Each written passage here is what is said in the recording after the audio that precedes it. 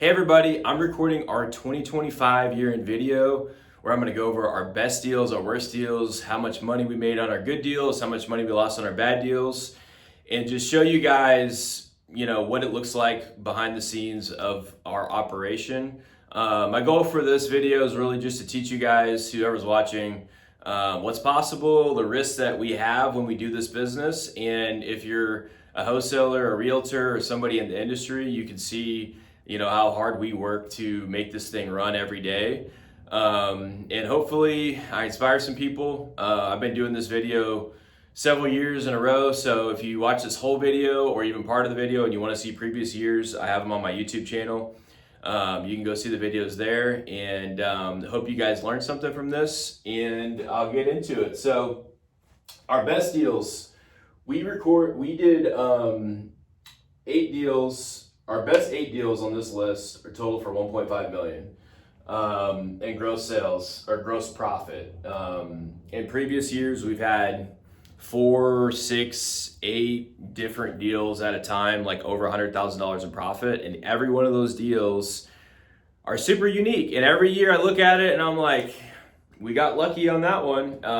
But the reality is, if you show up every day and you spend enough in marketing and you do all the right things, eventually, good ones do come about. And so if you watched my video last year, I made it very clear, I wanted to get into doing more higher end projects. And the reason for that is I felt like, in our market, the houses from like 400 to 800K is super saturated. People in $300,000 homes, a lot of them really can't afford to move up, and if they can, they're scrapping all the money they have together to do it, and they're very picky and they're trying to get a deal. And then, above that, in the $1 million to $2 million range, there's a lot more money moving easier. It's, like people buying those houses, from my experience, they're not picky, they're sophisticated, they can pay cash. If it's in the right area, it's just easier to deal with those houses. So this year we pulled off 3 of them over 200K in profit, and super excited about that. I felt like at the time when we bought every one of those deals, there was like a 50-50 chance whether we were going to make money or not. And I even felt like throughout each project there was a 50-50 chance whether we were going to make money or not. And so, on a lot of these real estate deals, a lot of people say you got to buy the deal right, and you do. But a lot of people in my industry all went out of business in the last 2-3 years, and a lot of them were still buying the deals right. It's just, there's a lot more to it now that the market is kind of soft. You got to really renovate the houses correctly. You got to get them done quickly. There's just a lot of stuff you got to do.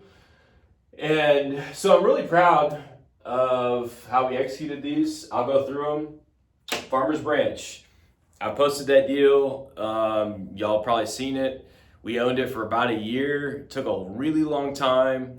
When we bought the house, I think it appraised for, I don't know, probably like $400,000 or $500,000 less than what we ended up selling it for. I thought the appraisal was terrible.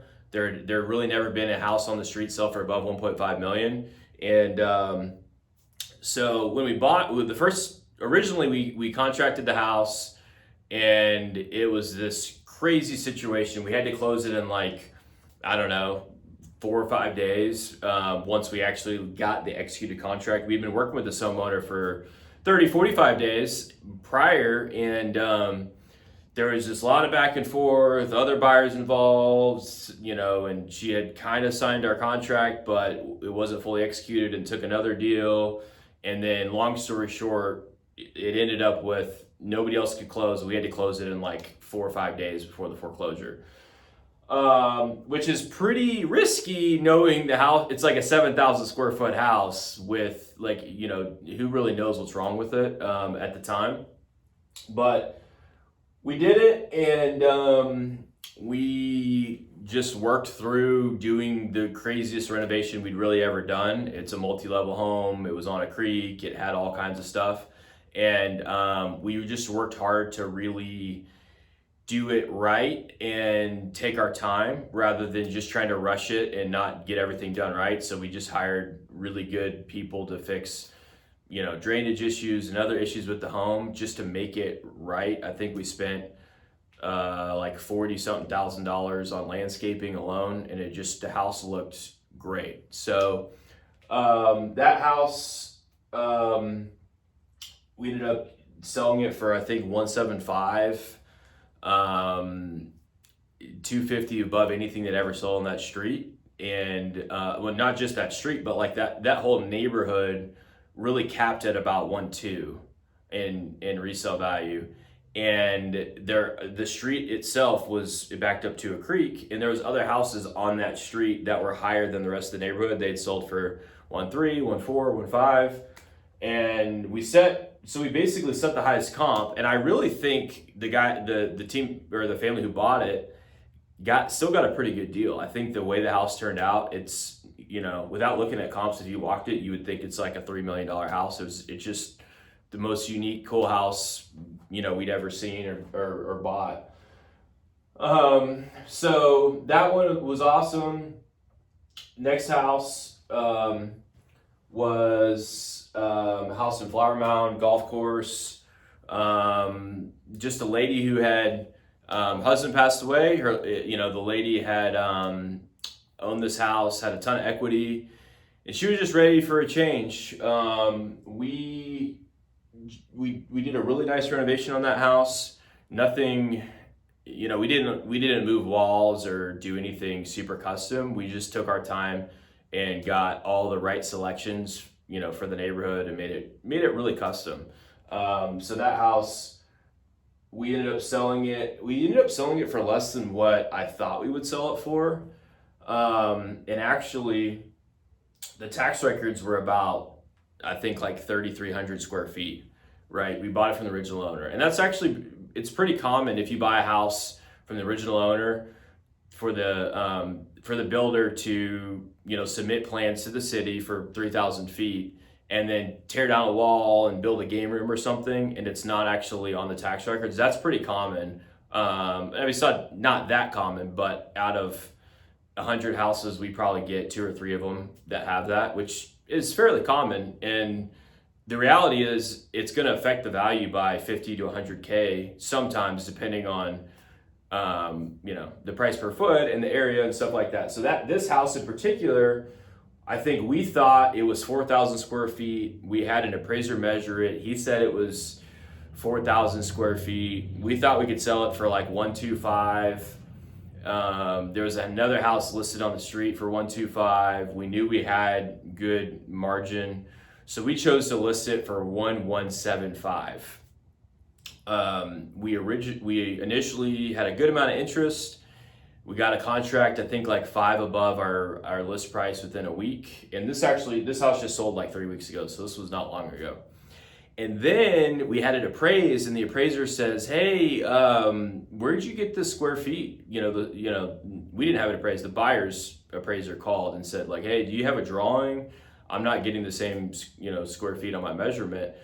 And it turns out he had measured this house about 400 square feet, maybe even 500 square feet bigger, and it wasn't even a addition or anything. It wasn't even like there was a game room added, because there really was a game room that was added, which is why it was like we thought it was like 4,000 instead of like the 32 or 33. But this guy measured it 3 or 4 times. He was 1,000% sure it was like 400 or 500 square feet bigger, and we actually figured out how much it appraised for, and it appraised for about $75,000 more than we sold it for, which really hurt. And I actually made them send us the appraisal just because I wanted to see it, which they really didn't want to send it, but I just wanted to see the appraisal. And so that was a big lesson, because I think for people who are using like hard money or lines of credit with banks and all these, whatever kind of funding you're using, I feel like the appraisers that do that kind of work, they've been doing it 30 years, they're kind of burned out, and they're not that accurate. They're not that accurate on the resale values, and they're not that accurate on the square foot measurements from what I've seen, because I had 4 of them this year that were wrong on the square feet, and every one of them is wrong on the value. And so I I used to kind of fight with the banks about it. I don't care about the value anymore. I just, honestly, like, I know they're going to use whatever they think is right. They're going to use a house 20 years newer or 20 years old. Like, they don't really, a lot of times they're not really that accurate. And I don't care about the value because I make the decision what I think we could sell it for, and that's what we do. We don't really worry about what they think it's worth. But the square feet is a big deal. And so I'm gonna really try to find. I have a guy we use that just measures them, but I'm really gonna start doing that more often. Is measuring the square feet, because there's a lot of just people, appraisers, who have different opinions about, if a room, if the height's 5 feet, if it's 4.5, it's at 6 foot on the wall, livable square feet, where does it start? There's a lot of different opinions. So that mistake can cost you money or make you money. And I always, when we list houses, I always try to be conservative, because last thing I want to do is give them like a really good reason to be like, hey, it's 100 square feet less, give us a 50K discount. So I would rather them find more square feet than not. But we still did really good on it. I just was super surprised that our appraisal in square feet were that far off. Frisco, this was a sweet deal. I posted some about this. We sold this one, I think, in March of 25. We had like a food truck out for open house and stuff like that. That house, a guy bought it, I think, for maybe $1 million new in like 2020. And then it's one of these neighborhoods in Frisco where all the houses are 5,000 square feet, and they were selling for $1 million, and then $1.3 million, and then $1.6 million. They just kept going up. So his house, we bought it for $1.2 million. He bought it for $1 million. He just was trying to move. He didn't really care to let it sit on the market. And we actually competed with several home buying companies for this house, and we had to get really aggressive. I try to set a line and say like, hey, here's a percentage we'll buy. Here's our buy box. And occasionally we have to say, maybe we're going to break the rules on this deal. We'll make an exception on this one, and we definitely did that on this house. I think we paid like 50 grand more than we wanted to, and probably I think like 50 grand more than all of our competitors. And so if you're a wholesaler listening to this and you're paying for leads and you're contracting houses, there are companies like us that are literally paying directly to homeowners more than lots of other buyers out there, just because we're competitive. We buy the houses, we don't just wholesale, and sometimes that's what it takes. But we bought it for 125, and the house was 4 years old. I mean, I guess 5 years old, right? And so it was a five-year-old home with a pool. It was like 5,500 square feet. And it didn't need hardly anything. It was a nice house. I think the speculation was, is it worth 1.4 or is it worth 1.6? And it was really hard to determine. Is it worth 1.4 or is it worth 1.6? We didn't really know. I actually went in with Garrett and we toured several new build homes. We just toured. We spent an afternoon just to go look at houses. We were asking questions. We're asking like the new build sales reps, are houses selling in here? Like, what do people want? Is it hard? Like, how, we're just asking a lot of questions. And we just came to the realization that we felt good about 1.6. There was some lower comps in there. There's stuff that had been sitting on the market. And we're like, this one has a pool. It's got an outdoor kitchen. It's got all the it's covered patio. It's got all the things. We should be able to get about 1.6. And that's exactly what we got. We got 1.6. Somebody paid cash for it. We actually had a buyer. We had 2 or 3 buyers at 1.6. I don't remember the situation. I think we had 2 offers and we took one, and they had a problem and they backed out, and then we got another one, all at the same price. And so, I feel like a lot of people, and even me earlier in my career, you get leads for a house that's $1 million, and the people who live in them, they're making several $100,000 a year, and you might be kind of intimidated to show up and offer them a cash price, $400,000 below what it could sell for. And the reality is, some people that make a lot of money, they value their time, and they really don't care about how much they sell the house for. They're not going to just sell it for nothing, but they look at it and they're like, I could get another 100 or two. I really don't want to wait. I made the decision. I want to move. We're packing up. We're moving, and they just get they get the best they can for a quick sale. But a lot of people, you'd be surprised how many people that we work with that are in some level of just, I wouldn't say distress. Like they have a reason why they want to sell it quickly, but they're not like in foreclosure or I mean, I think these people had something that was pushing them to sell quickly, but it was a super nice house and they could have easily found a way to keep it and put it on the market if they wanted to. They just chose to sell it. Next one is McKinney. I actually ran this appointment. I think that was the only appointment I ran the whole year. I don't remember why. I think it was like a holiday and one of our, whoever, I think Brandon was going to run it, and he was out. I don't remember the whole thing, but it ended up, I went out and met with the guy, and we made 128K on that house.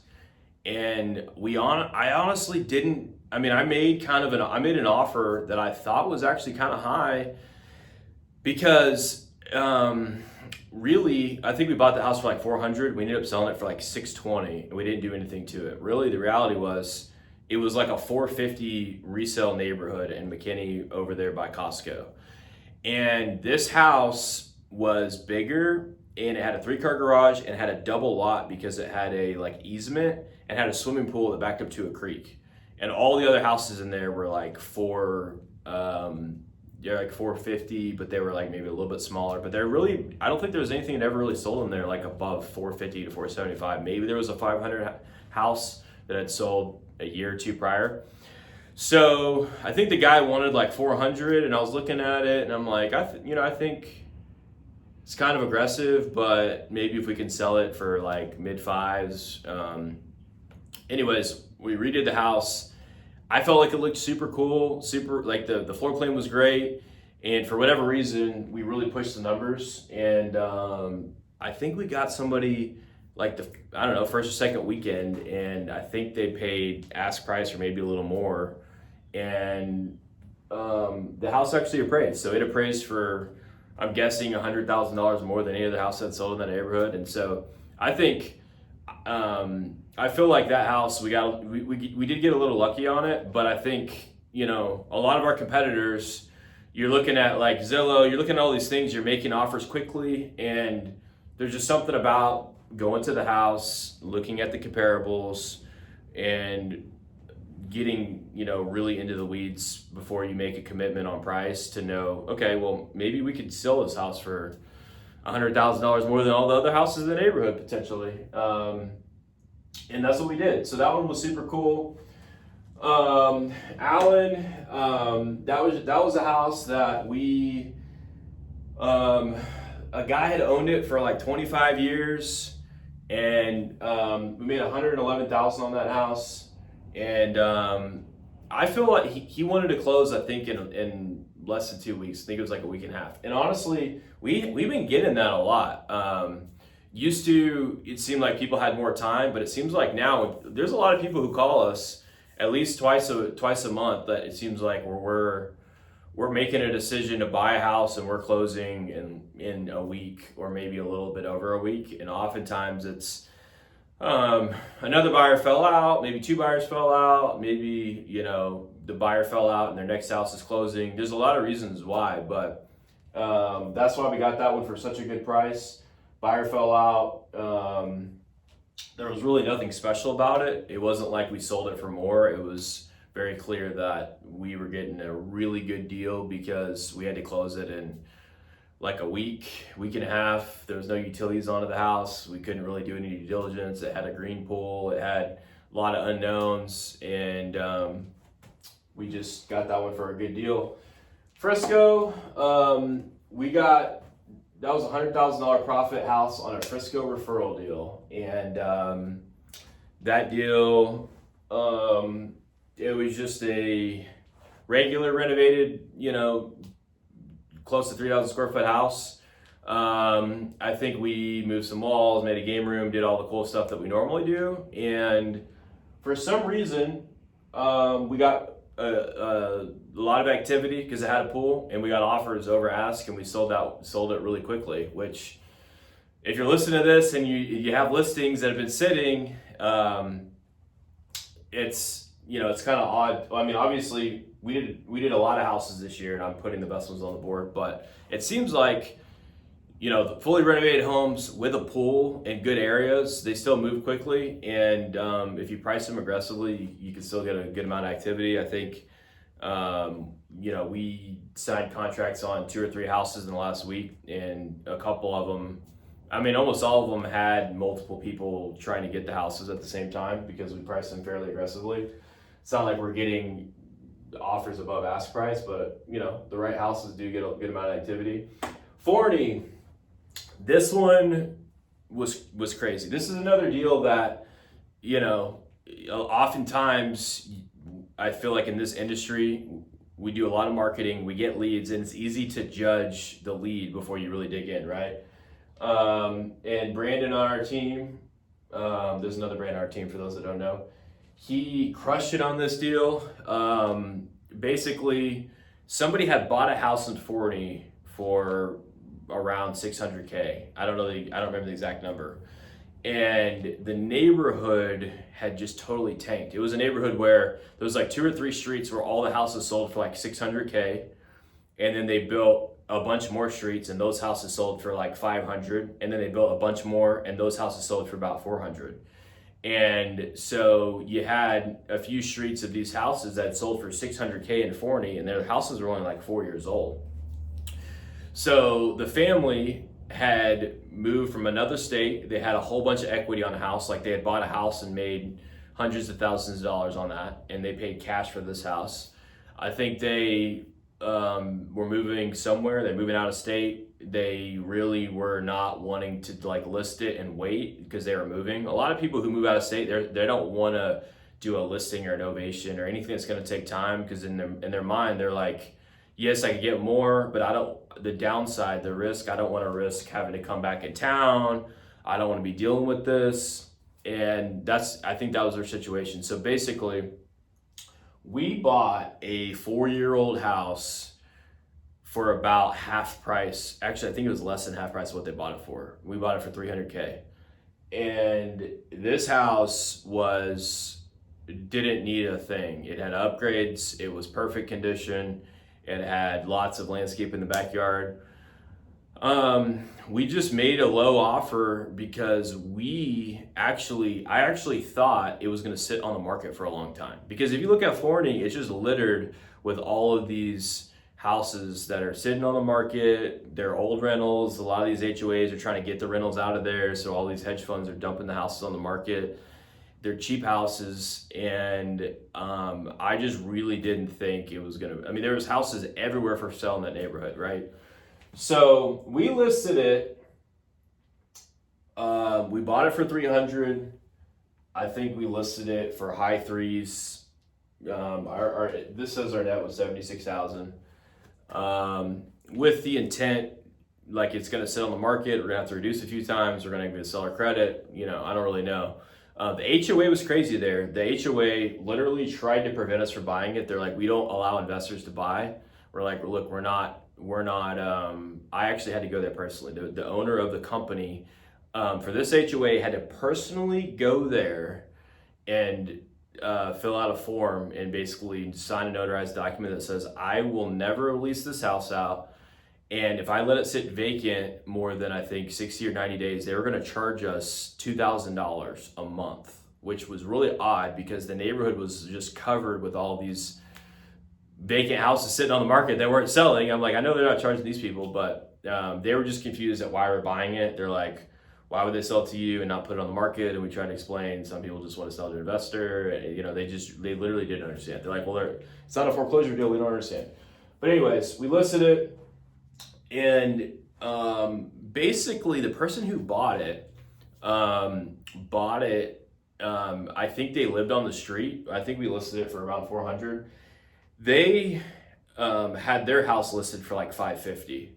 And they literally bought this house and asked us to remove photos, really just to try to keep it from being a comp for their house. I don't have 100% proof that it was the exact owner of that house. I think it was a family member, but it was the same agent, and it was very clear that as soon as we listed it, we got calls like, how could you list it so cheap? None of these, like, it's going to ruin the comps. And then it just turned out that it was like that same agent with that client. And yeah, so I think we all thought that the person who bought this house literally bought it just so that we would take photos off the MLS, and so they could kind of tell appraisers like whatever they want to about the condition, and try to minimize its ability to be a comp for their same floor plan that they were trying to sell for like $550 that they probably bought for $650. It was crazy. But they had I think they had a loan and they couldn't reduce their price anymore. So yeah, for anybody who gets leads and you look at the leads and you're like, okay, they just bought this house for $650. There is somebody out there that would buy it for $650 and sell it for $300 4 years later. Not very many, but that was a crazy one. Fort Worth. That's a deal we closed. I put that on the board because we got that deal, and you know, some of it's been more common that there is a lot of people involved on these sticky deals, right? There's houses that don't go through probate. They have several heirs involved. Sometimes there's people who pass away, they don't have a will, they had kids outside of their current marriage and a previous marriage. Those kids don't even know these kids. And we get a contract and we have what looks to be like a large profit sitting there. And now we have to go find all these people to make the money, you know? And so we started using pretty pricey private investigators this year, which I had tried them before, and I don't know why we just really quit using. I don't know. We just really didn't use them much, and it's been a game changer, the private investigation that we've used, because we'll get a house under contract, and we need just one guy to sign on a deed. Our current seller can't find him, and then we can pay a PI firm a few $100s, which sounds like a lot, especially if you got to pay a few $100s 3 or 4 times on a file. But at the end of the day, we can get the deal closed using them, and it makes a ton of sense. So we got this house, and the situation really was the people who were selling it weren't really the owners of the house. And sometimes that's the case. Some people don't understand how it works, and they think they have a right to the home, and they really don't. And so basically what we did on this house is we found somebody, we found the person who actually owned the house after somebody else had called us and tried to sell it. Sometimes in these lower end neighborhoods in different parts of Dallas and Fort Worth, there's these vacant houses that have been sitting vacant for several years, and people in the neighborhood kind of like try to claim them. And then they're like, how do I sell them? And they do research and they figure out how to do deeds, and they kind of do all these things. And once we get involved and we've got time and, you know, money invested in the deals, we're pretty committed. You know, we're going to figure out who owns it and how to make it happen, right? So this deal was cool because we made 60 on it, and by flipping the contract to somebody else. But we also found a lady who ended up, after everything was said and done, she was 100% owner. She knew she had some ownership, but she really didn't know how much money or how much ownership she had. She was the only child, hadn't talked to her parents in probably 25 or 30 years, didn't even really know that they had passed away. And next thing you know, she's getting a call from us saying, we're trying to buy this house. And she had a family member who knew family had passed in Texas, and they had tried to hire an attorney to help her figure out the house. And the attorney literally, they spent a couple $1,000, and he gave them like an itemized list of things they should go do to solve the problem. Basically, here's people who could be involved, call them, figure it out.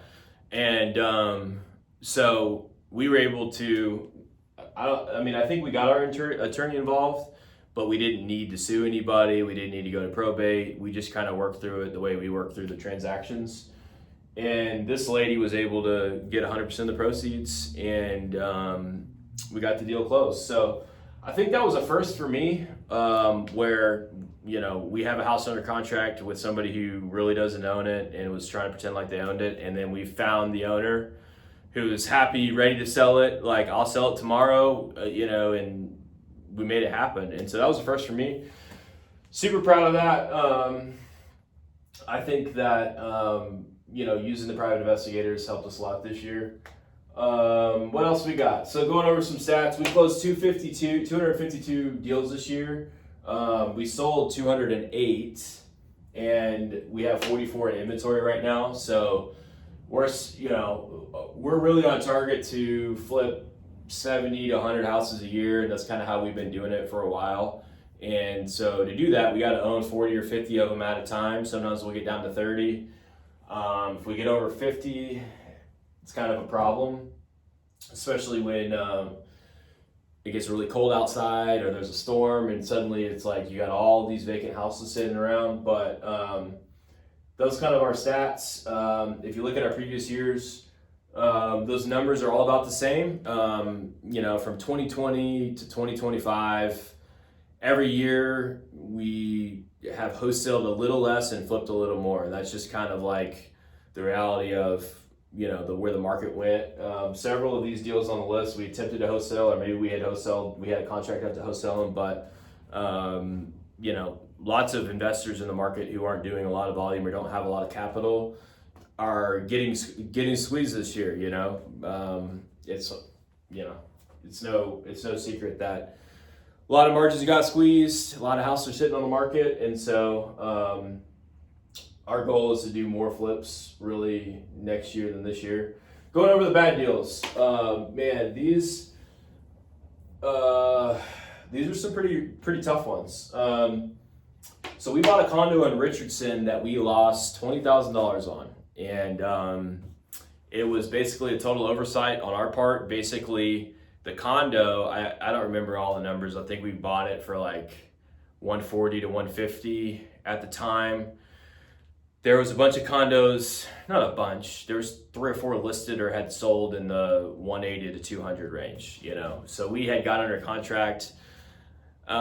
This was through a realtor. Realtor brought us a deal. Sometimes when realtors or wholesalers, bring us deals that we've been kind of working with them for a while to get a deal. It's like we finally got one, and we like really try to make it work. And I kind of feel like that's what we did on this deal. We got really aggressive on price.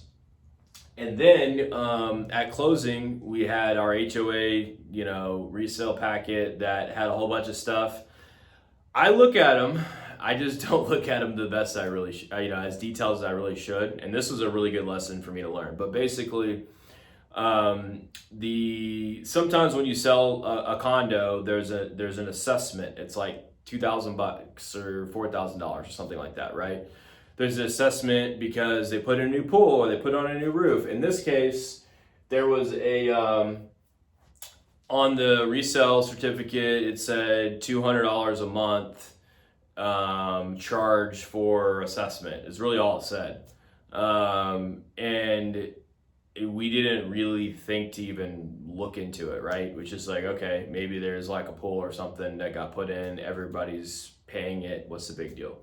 So we buy this condo and we go to resell it, and once we get it under contract, our resale certificate says something like $30,000 in assessments due, paid $200 a month. So I looked at the resale certificate side by side, and I'm like, well, that's not what we got on the front side. It just says $200 a month. Now it's saying you can pay $200 a month, or you can pay $30,000 right now. And so of course the buyer didn't want to buy it. They were freaking out about the $30,000, and it was a super nice condo complex that just paid something like several $100,000 for a whole bunch of improvements, and they just made everybody get a $30,000 lien on their property for it, which I did the math and I was like, there's no way they spent $500,000-600,000 on the new roof and whatever else they did. But I mean, at that point in time, I really was just trying to get the thing sold.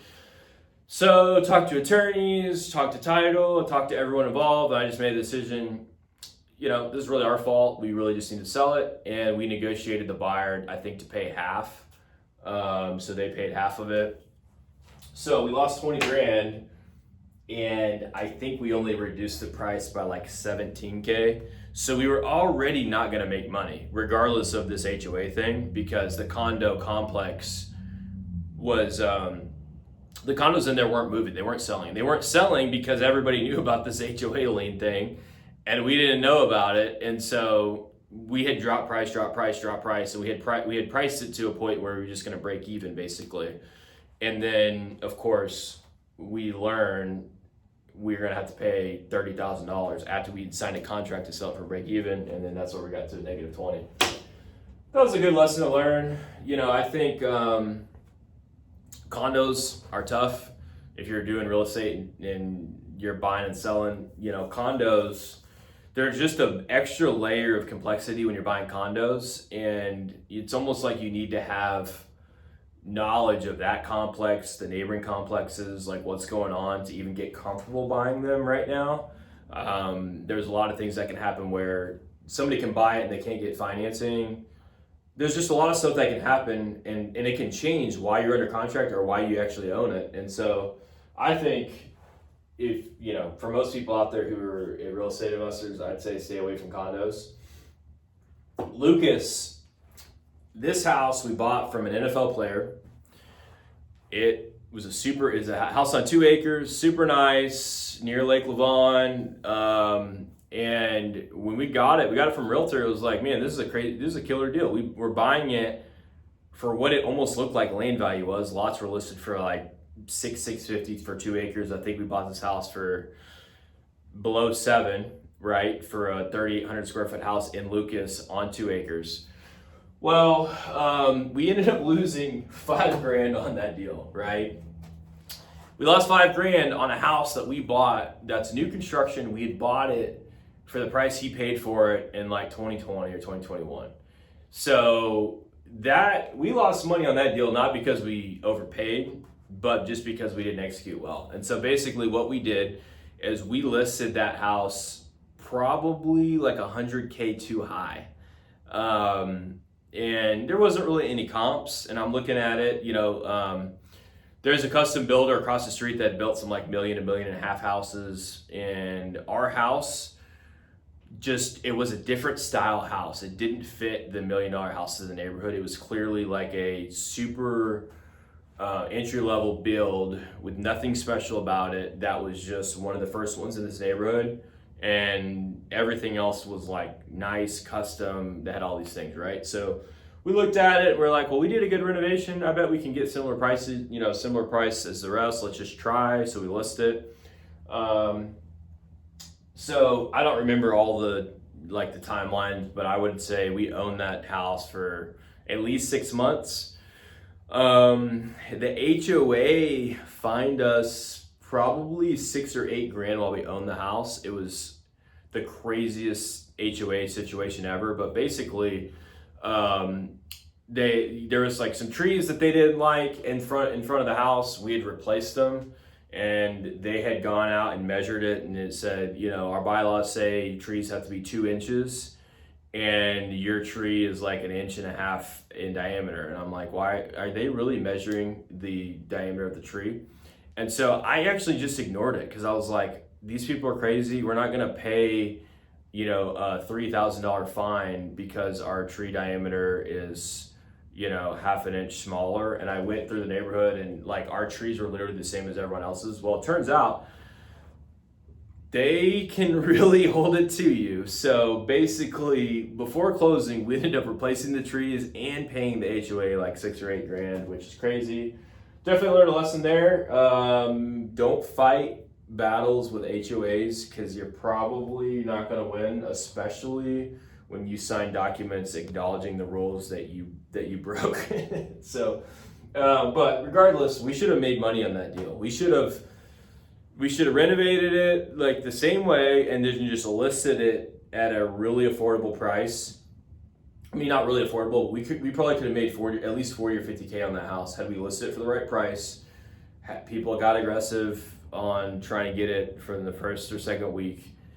once the houses have been on for 4 or 5, 6 months, people are just gonna get it. They're gonna try to get a deal regardless of what price you list it for. They're gonna try to get a deal. And so when you have a house that's been listed forever, it's like you've been dropping the price consistently, and everybody's gonna come in below your ask price and just really work you down. And that's really what happened on this house. But I've kind of watched the neighborhood since. Nothing's really sold in there since. It's a neighborhood of Lucas, but it's McKinney ISD, so a lot of people, nothing's really sold in there since. But I do think we could have sold it for more money had we just listed it for the right price to begin with. Intentional. So Forest Hills, it's another lawsuit deal. We bought that from a wholesaler, sight unseen, and I think we bought it for maybe 130,000. It closed through a big title company. It wasn't like one of these small title companies that only wholesalers go to. It was like a national brand title company.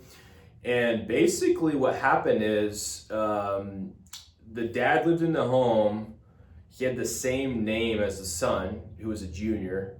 And the son, who's a junior, called a home buying company. He's like, hey, I want to sell a house. There's a squatter in it. Here's the address. Sign a contract. We did have photos because I think the son went and got all the photos of the inside or whatever. And so we're looking at it, and it's like, of course, the house is worth $250. It's a good deal. So yeah, we'll buy it. And so we buy the house, and it turns out the son fraudulently signed closing docs to pretend like he was the dad, got the money, it disappeared. We've had that happen. We haven't had that exact thing happen, but we've had kind of like variations of some kind of fraud activity where like the money after closing, people are fighting over it. We've had stuff like that happen before, but we've never had it where the person living in the house didn't even know it was getting sold and didn't get any of the money, which was totally crazy because now how are we going to get him out of the house? So we try to negotiate like a cash for keys, like, hey, like I understand you didn't know the house was sold, your son sold it, can we pay you some money? He ended up getting an attorney. We filed a title claim, and basically our title insurance, when you file a title claim, they appoint you an attorney, and we went through court for, I don't know, probably 15 to 18 months. And what ended up happening is the title policy paid off our loan. And so our loan was paid off. And right now that the loan's been paid off, we're just kind of like at a standstill because we technically still own the home through a fraudulent deed. Taxes are owed on the home. I haven't paid the taxes. I don't want to pay the taxes because I don't know how it's going to play out. And, the taxes are due. I think Tarrant County put like a lawsuit out for the taxes. So this has been something I've actually picked up and started working on again the last couple of weeks once they did that. But basically, we bought a home from a guy who didn't own it, and we're going to, I think as it stands right now, we're going to lose 25 or 30K. I think we could lose more, but I think that there's a chance we could turn it around. We're trying to get open communication again with the seller. It feels like sometimes when you have a whole bunch of attorneys involved, it just really, you go a year without making progress, and that's just kind of how it goes. So our worst deals, we lost 20, we lost 5. These two, we haven't lost any money yet, but they're on the list to lose money. And so out of all the flips we did, I'm proud that we didn't lose more. I think last year we lost money on 4 or 5. We probably have 3 or 4 that if we signed a contract to sell them today, we'd probably lose. They've been sitting on the market a while. We've just been probably a little too stubborn on the resale on some of the ones that we've had sitting. And, as the year's gone on, it seems like there's opportunity for rates to drop. So that's really our best and our worst deals. We had some really good ones, we had some really bad ones, and we had some that had the potential to get even worse. But honestly, I think considering everything, it was a great year. Land and commercial, we bought, that's a section I used to do whenever we were buying more apartments, and every year we were buying 1 to 2 apartment deals a year, raising money for some of them or for most of them. And we really quit doing that when rates went up. They just didn't pencil very good. And the reality is the cash on cash return is just super tough on apartments when rates are high, or any return really, but it's just hard to cash flow them with high rates, and the market's a little soft. But we got into doing a little bit of land development. This year we bought 92 acres, subdivided it into 10 lots. We're still working on selling those. We did 4 other small subdivisions where we bought like a house on 25 acres and chopped it in half, put a mobile home on it, or a house on 5 or 8 acres, and we had it platted and took an acre or 2 off. And so we did that. We did 4 of those this year. I love those deals because there's no construction required to really increase the value. I mean, I guess there is construction if you get, utilities and stuff, but on some of them we didn't add any utilities, and it really increased the value. We completed a cash out refinance this year on an apartment complex that we bought for $1 million, and it appraised for $4.5 million about 5 years later, and that is an awesome deal. I think that's a home run. Might not ever get a deal that good, but I was working on refinancing it for like 2 years, and every time I would get close, rates would jump up again, and so I just had this refinance kind of over my head trying to get it done for a long time. Probably got it done this year. So looking at next year, my goals, and if you've watched the video to here, I really appreciate it. I feel like I do these videos for me just as much as you guys, because I'm putting my goals out there to the world, and basically I can go back every year for 5 years, see what my year looked like, see what goals I had, and then at the end of the year or throughout the year, I can be like, let me reset and look at what I said I was gonna do this year. And so that's super helpful for me. My goals: buy more high-end flips. We bought 3. I'd love to get to a point where we're doing like 10 to 15 a year. It's just, they're hard to find. We're obviously gonna be picky with the ones that we get. So if you ever see a house that's worth $1, $2, $3 million that's in distress or needs to get sold, sometimes we don't have to buy it for super cheap to make it work. It just depends on the house and how unique it is and what we think we can do with it. So high-end houses, referrals and agents. We bought 30 to 40 houses this year from referrals and agents. These are past homeowners we bought a home from who call us and say, hey, my neighbor, my cousin, somebody has a house to sell. These are realtors who work in retail real estate. They do listings, and occasionally they come across a homeowner that needs to sell quickly. They call us, and so my goal for next year is to really do more referrals. I used to host a meetup. A lot of people, if we've been friends online on social platforms for 5+ years. I used to host a meetup almost every month for several years, and I knew tons of people in the industry, especially new people who were like getting into the industry, and they would bring us deals. And I kind of feel like going into 2026, there's not that many people who are in the industry who are doing it in 2020. It's a lot of people got out, they went and got a job. If they were doing it as a side hustle, at some point in the last 2 years, they got frustrated and they just like quit doing it as a side hustle. And so I'm really, we're looking to get connected with the new people, get involved in the industry again. And I feel like whether they're wholesalers, realtors, anybody, I feel like right now with as soft as the retail market is, and as flaky as a lot of these other like buyers who like these other companies that either they're buying or they're pretending to buy or whatever they're doing that compete with us. Some of them do buy, but a lot of the companies who, especially if they're not local, just make it difficult for realtors to figure out if they're legit buyers or not. I feel like we can work with you guys and make super aggressive prices compared to a lot of other home buying companies, and close quick and do all those things. So I'm really trying to build referrals this year. I really want to buy a commercial property, It's been a while since we bought a commercial property.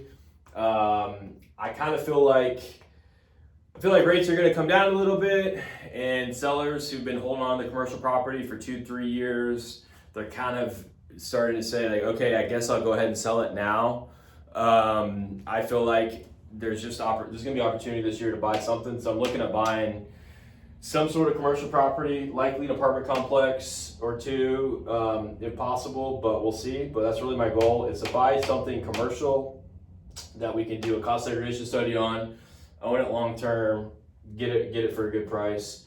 Looking at doing more land and owner finance. I think we've sold 30-ish properties owner finance this year. We really learned how to utilize like Facebook paid ads to get owner finance buyers in the door and buy properties, and so that was great. And so I'm looking to do more of that this year as well. And the last 2 years we've been successful buying like 50 to 100 acre tracts, subdividing them and selling them. We have one going on right now, and I'd love to get another one of those in 2026. So that's a summary. That's our best deals, our worst deals, my goals for the year, my lessons learned. I hope you guys got something out of this. If you're a wholesaler or a realtor and you're in DFW and you want to connect, you're welcome to come by the office, meet our team, and hope to hear from you soon.